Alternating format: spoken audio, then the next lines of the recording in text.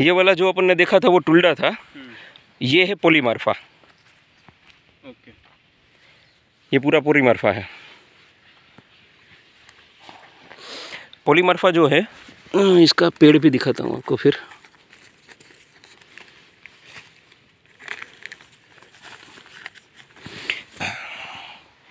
ये है पॉलीमार्फा और इसको देखिए। अब इसको रिले करिए जो अपन बात कर रहे थे उसके साथ में, तो पतला, मोटा, फिर मोटा, फिर मोटा, फिर मोटा निकल रहा है। ये सबसे छोटा जी, फिर ये इससे मोटा, यस, फिर ये उससे बड़ा और मोटा, जी, फिर ये, यस, उसके बाद ये, हाँ, उसके बाद ये, और यस, लास्ट ये वाला बड़ा। हाँ। अब ये जो लास्ट वाला निकला ना, उसमें जड़ तक देखिए। हाँ, ये जो है ना, ये है राइजोम। ओके, ये गठान जिसकी अपन बात कर रहे थे, गर्भाशय जिसको कह रहे थे, ओके, ये एक में से बना और ये बाहर निकला और ये दूसरा बना। अगर यही इसको देखेंगे आप, तो यहाँ पर नीचे जो है ये पॉइंट दिया गया है, ये पॉइंट अब दूसरा निकलेगा, ये इसमें से दूसरा पैदा करेगा। अच्छा, इस तरीके से ये एक में से दूसरा, दूसरे में से तीसरा, ये बनता जाता है। ओके, ये क्रम है इसका। अब ये अपने को छोटा देखने को मिला है क्योंकि ये छोटी चीज़ के, छोटी एज के अंदर में है। अभी इसी को बड़ा देखेंगे तो अपने को और समझ में आ जाएगा। ये पॉलीमार्फा है। अभी बल्कुआ भी अपने पास नहीं, बल्कुआ यहाँ पर हम नहीं रख रहे हैं क्योंकि बल्कुआ जो है वो टिश्यू कल्चर बेस है। यहाँ पर हमने only and only seed base जो है वो चीज़ें रखी हुई है।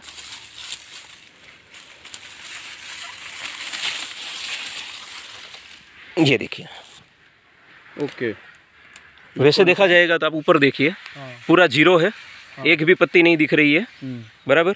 तो हम क्या समझते हैं कि पौधा मर गया, ऐसा होता नहीं है बांस के अंदर में। बांस में हम थोड़ा सा वो देखें तो इसको समझने की चीज़ है। ये जीरो ही था, ऊपर कोई पत्ती नहीं है, एक भी पत्ती नहीं है। यहाँ पर ये देखेंगे तो ये फूटा वाया है, ये फूटा वाया है। ये जो नीचे हम दिखाने की कोशिश कर रहे हैं, इसको गौर से देखो तो आपको समझ में आएगा। दिख रहा है क्या हो रहा है? एक और बन रहा है इसका। हाँ, इसमें से ये ग्रीन जो है ये बनना चालू हो गया। ये जो बनना चालू हो गया है, ये बेसिकली इसका एटीट्यूड है। अगर आपने पानी नहीं दिया तो पत्ते जो है वो सिकुड़ जाएंगे, गोड़ हो जाएंगे। वो पानी जो है पत्तों से लेना शुरू कर देगा, पत्ते सूखने शुरू हो जाएंगे। उसके बाद साइड ब्रांची से तो वो सूखेगी, मेन ब्रांची से तो वो सूखेगी। वो जैसे ये सूख गया, ये सूख गया। धीरे धीरे अगर कुछ पानी नहीं देंगे तो अंदर का राइजोम भी सूखेगा।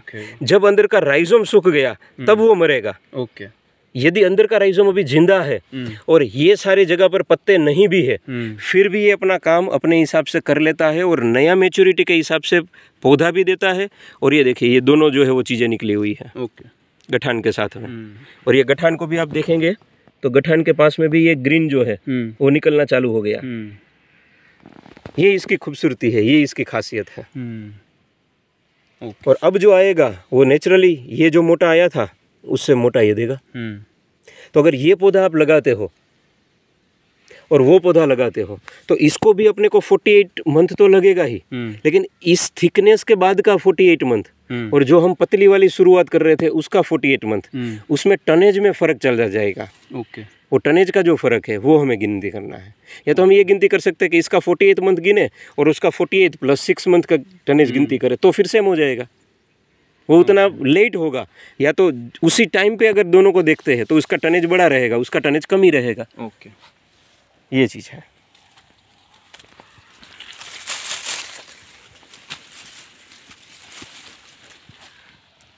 ये छोटी सी नर्सरी से शुरुआत की है हमने, सीड बेस पे।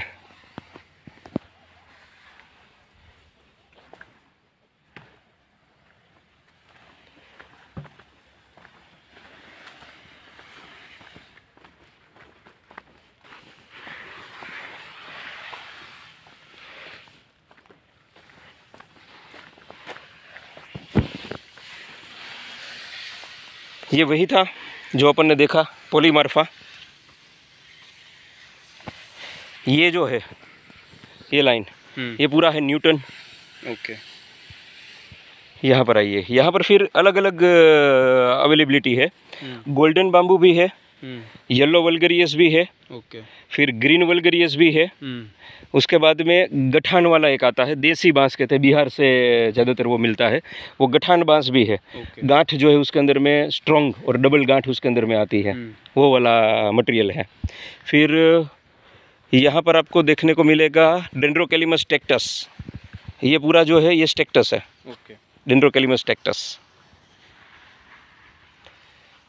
कई वेराइटीज़ है, टोटल हम 12 वेराइटी के अंदर में यहाँ पर काम कर रहे हैं, जिसमें से 4 वेराइटी है जो कॉमर्शियली है और जो हमारे एटमॉस्फेयर को यहाँ पे सूट कर रही है। एक टुल्डा वेराइटी है, एक पॉलीमार्फा वेराइटी है, एक स्टेक्टस वेराइटी है और एक न्यूटन वेराइटी है। ये चारों वेराइटी है जो रफ़ एंड टफ़ में थोड़ी आती है और कच्छ, भुज और गुजरात के तापमान के हिसाब से एकदम सूटेबल है। यहाँ पर 48 डिग्री तक तापमान रहता है, ठंड के अंदर में 16-17, माइनस में जाए तो 8-9 के आसपास में आता है, पॉजिटिव में, माइनस में नहीं, मतलब कम में, वो विंटर के सीज़न के अंदर में। और बारिश के टाइम में बारिश रहा तो फुल रहा, नहीं रहा तो बारिश का भी कुछ कह नहीं सकते उस हिसाब के। तो यहाँ जो नेचुरल रिसोर्सिंग है, जहाँ पर बांस यूज़ में आ सकता है, वो सारी चीज़ को देखते हुए ये 4 वेराइटी हमने यहाँ के लिए पसंद की हुई है। और आम जंगल के अंदर में 70% टुल्डा वेराइटी जो है वो बनी हुई है और टुल्डा इजीली अवेलेबल हो जाती है। यहाँ टुल्डा की ही अगर हम बात करें तो पिछले 2-3 महीने के अंदर में 600 बीघे के आसपास, यानी कि 270-280 एकड़ के आसपास टुल्डा का जो है वो नेचुरल फार्मिंग यहाँ पर हुआ है। आसपास के 150-200 किलोमीटर के रेडियस के अंदर में। पिछले साल हम और बलराम भाई गए हुए थे पार्टिकल बोर्ड की इंडस्ट्री के अंदर में, जहाँ पर बांस का एक एक्सपेरिमेंटली सीन कंप्लीट कर लिया था, गाड़ी वगैरह भेज के। और वो देखते देखते आज 5 से 6 इंडस्ट्री यहाँ पर हो चुकी है। यहाँ पर पार्टिकल बोर्ड वाले भी बांस को एक्सेप्ट करने को रेडी हो गए हैं। CNG के 2 यूनिट्स हैं, एक सुरेंद्र नगर के पास, एक जामनगर के अंदर में। दोनों यूनिट अभी एग्रीकल्चर वेस्ट से और टॉयलेट वेस्ट से बना रहे हैं। तो ये भी एग्रीकल्चर ही हुआ, बांस भी एग्रीकल्चर वेस्ट में आएगा, तो उससे भी बनाने में उनको कोई दिक्कत नहीं है, सिर्फ बांस की अवेलेबिलिटी चाहिए। वो तो चाहते हैं कि ज़्यादातर किसान वहाँ तक पहुँचे और उनको रॉ मटेरियल जो है वो सप्लाई के तौर पे दे। यहाँ पास में ही उपलेटा के पास में मूंगफली जो है, वो मूंगफली से वो लोग बनाते हैं वाइट कोल। ब्रिकेट्स वगैरह बनना यहाँ पर चालू हो गया है, जो कि पहले भी बनता था, लेकिन तब कोयला सस्ता था, उसके कारण ब्रिकेट्स की वैल्यू नहीं थी। आज कोयले का दाम जो है हाईएस्ट हो गया है, तो ब्रिकेट्स की वैल्यू होना शुरू हो गई है। उसके बाद अगरबत्ती की भी इंडस्ट्री जामनगर के पास के अंदर में है, जो अगरबत्ती बनाते हैं उनको भी स्टिक्स वगैरह चाहिए। उसके सिवा यहाँ पर मोरबी में ही लास्ट 2 साल से एक्टिव कार्बन बनाने के लिए शुरुआत हो चुकी है, जो वाटर फिल्टर में, फिर प्यूरिफिकेशन के, गोल्डन प्यूरिफिकेशन के अंदर में, फिर फार्मास्यूटिकल कंपनी के अंदर में, फिर कॉस्मेटिक कंपनी के अंदर में, वहाँ पे जहाँ कार्बन लगता है और जहाँ पर परमानेंट कोई चीज़ ऐसी है जो एक्टिव करनी है, तो वो एक्टिव कार्बन वहाँ पर लगा रहे हैं। तो वो एक्टिव कार्बन जहाँ जहाँ यूजेस में आता है, विस्की भी फैक्ट्री यहाँ पर हो चुकी है, जो लक्कड़ का कोयला बनता है उसमें से एक्टिव कार्बन बनाते हैं। तो उसके यूजेस में भी ये अपना बाम्बू चल सकता है, उसी में से कोयला बना के दे सकते हैं। वैसे 7-8 यूनिट्स यहाँ पर अलग अलग सब्जेक्ट के हो चुके हैं। पार्टिकल बोर्ड के 12-13 यूनिट है, फिर जो ये चारकोल में से एक्टिव चारकोल के 10-12 यूनिट है। अच्छा। फिर ब्रिकेट्स के 6-7 यूनिट है, CNG के 2-3 यूनिट है, अगरबत्ती का 1 यूनिट है। तो ये तो सिर्फ अभी शुरुआत है। ऐसे ऐसे अगर आप अपने एरिया में भी देखोगे तो पहले ये देखना पड़ेगा कि वहाँ है क्या। वो लोग बांस तो नहीं लगा रहे, क्योंकि बांस किसी ने लगाया नहीं है, तो यूजेस में बांस नहीं है। लेकिन क्या वो प्लाईवुड बना रहे हैं, क्या वो एनर्जी के लिए क्या कहते हैं, इलेक्ट्रिसिटी पैदा कर रहे हैं। आपके ही वहाँ हनुमानगढ़ के आसपास में 2-3 पर्सन अपने पास आए हुए थे जो इलेक्ट्रिसिटी पैदा कर रहे हैं, और वो एग्रीकल्चर वेस्ट से इलेक्ट्रिसिटी पैदा कर रहे हैं।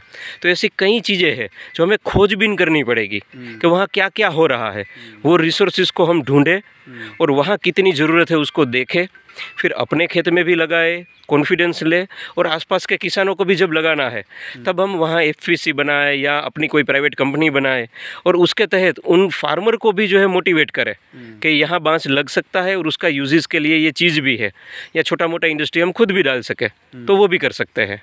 इस तरीके से ये पूरा जो सिनेरियो है वो जब तक कंप्लीट नहीं होगा, बांस लगाने से लेकर किसानों के जेब में पैसा आने से लेकर वो बांस जहाँ यूज़ हो रहा है वो रेगुलरली यूज़ होता रहे 365 डेज़ के लिए इंडस्ट्री के तहत, तब जाकर ये चैनल जो है वो पूरा होगा और तब बांस सही मायने में बड़े लेवल पे बिकेगा, कटेगा और यूजेस में आएगा। आज कई कंट्रीज़ है, जिस तरीके से अगर अपन बात करें तो ताइवान है, चाइना है। चाइना वर्ल्ड की लार्जेस्ट कंपनी में से है जिन्होंने बाम्बू में हेक्टर, हज़ारों हेक्टर लगाया हुआ है आज से 15-20 साल पहले, और अभी वो शायद 2000 से ज़्यादा प्रोडक्ट्स बना रहे हैं। 40 से 50 से ज़्यादा उसके पास में अलग अलग सब्जेक्ट पे इंडस्ट्रीज़ भी उसके अंदर में है। तो वो काम इंडिया भी कर सकता है, क्योंकि जो चीज़ अपनी हम माइनस गिनते हैं, जैसे चाइना जो है उसका पॉपुलेशन में वर्ल्ड नंबर 1 था, India world second largest country कहलाता है। तो हम अपनी पॉपुलेशन को ही अपन पॉजिटिव डायरेक्शन में अगर देखें तो यहाँ पर हम बेरर लैंड को सजाने में लग सकते हैं, वहाँ बांस लगाने में लग सकते हैं। इंडस्ट्रियलिस्ट को जो अपना रीफ्यूलिंग चाहिए, री एनर्जी चाहिए, वो सारा एनर्जी का सेक्टर पूरा जो है हम बांस से खड़ा कर सकते हैं। और शायद आपको पता हो तो सेंट्रल गवर्नमेंट ने ख़ास तौर पे 7% ऑल ओवर इंडिया में जितने भी थर्मल पावर स्टेशन है उनको वाइट कोल इस्तेमाल करने के लिए मजबूर किया हुआ है, क्योंकि अपन कोयला खदान से लाते हैं, इंपोर्ट करके लाते हैं और बाहर अपना पैसा जा रहा है। अगर एग्रीकल्चर वेस्ट अपने ही किसान का यूज़ आता है, वही वाइट कोल अगर हम थर्मल पावर स्टेशन में लगाते हैं तो वो बहुत बड़े पैमाने पे लग रहा है, तो अपना बच भी रहा है और किसानों के